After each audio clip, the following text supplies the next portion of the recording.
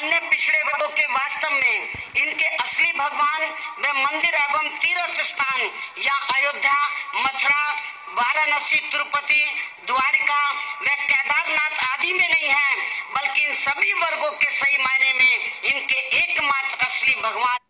अब सुन रहे हैं ना हमारे देश के समस्त देशवासियों, अब हम क्या कहें, हमारे देश के नेतागण गजब है। या अब हम हंसी बढ़ रहा है सर कि इनके जैसे नेताओं को वोट कौन दे करके इनको मुख्यमंत्री वगैरह पे बैठा देता है। इनको कहे क्या और कैसे क्या कहें। कभी इनका अजब अजब स्टेटमेंट आता है, कभी कहते हैं ज़रूरत के अनुसार, कि कहती हैं कि तिलक और तराजू और तलवार इनको मारो जूते चर, ठीक है।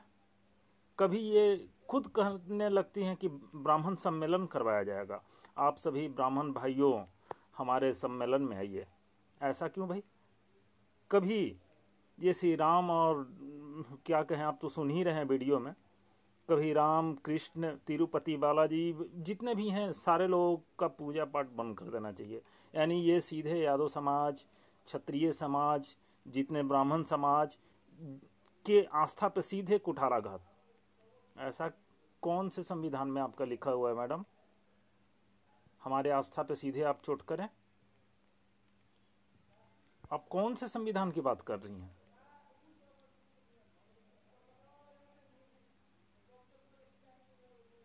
अंदर से बहुत घृण बढ़ता है आप लोगों को सुन करके, देख करके। लगता है कि पता नहीं हमारे देश में अच्छे लोग सारे लोग मर गए हैं कि क्या, कि आपको वोट दे दे करके आपको जिता दिया जा रहा है। कभी समझ ही में नहीं आता है कि आप किस समाज को कहाँ लेके जा रही हैं। देश को आज़ाद इसीलिए करवाया गया था क्या। देश को आज़ाद इसीलिए करवाया गया था कि आप देश का सत्यानाश करते जाएं।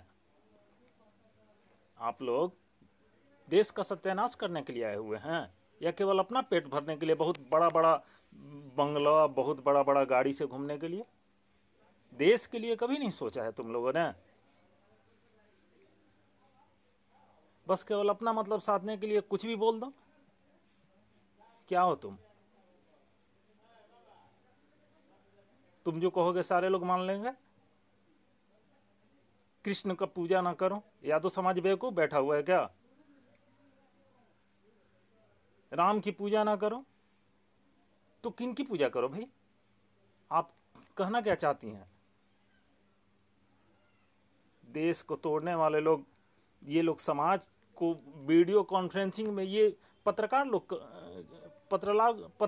को क्या समझ में आता है। ऐसे लोगों का स्टेटमेंट क्यों वीडियो रिकॉर्ड करके लोगों को दिखाने के लिए मजबूर कर देते हैं, देखने के लिए मजबूर कर देते हैं। एक वर्ग जो है इसको, इन लोगों को सुन करके ये पूरा दिग्भ्रमित हो रहा है। ऐसे लोगों को क्यों माइक दे दिया जाता है। देखिए, बहुत अंदर से बहुत तकलीफ हो रहा है ये सब बातें सुन करके। हमारे चंद्रशेखर आज़ाद, हमारे भगत सिंह यही सब सोच करके देश के आज़ादी के लिए नहीं लड़े थे कि आप लोग बैठ करके अलग अलग तरह का वक्तव्य दें और समाज को अलग अलग, कोई कुछ बोले कोई कुछ बोले। समाज को कभी विकास के नाम पे आपने विकास का बात किया है। तिलक तराजू और तलवार, कभी कुछ, कभी राम कृष्ण। आप उतने दिन मुख्यमंत्री थी, आपने क्या क्या किया है पूरा अपने कार्यकाल में।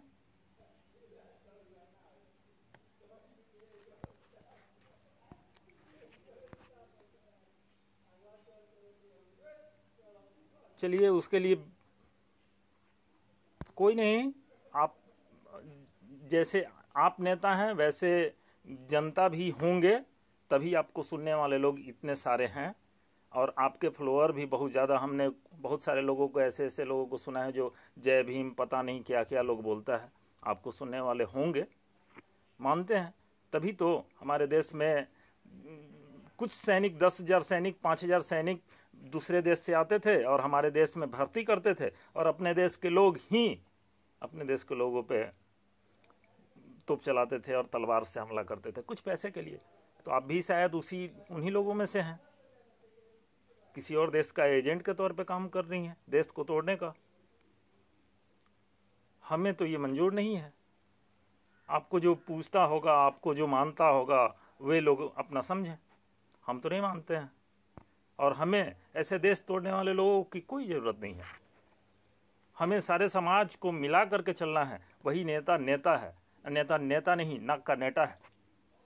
उससे भी गए गुजरे लोगों में से नाक का नेता जो कहा जाता है ना, फेंक दिया जाता है निकाल करके, उसको घृणा के भाव से देखा जाता है, चाहे बच्चा का हो या बूढ़ा का हो या जवान का हो, उसी समान।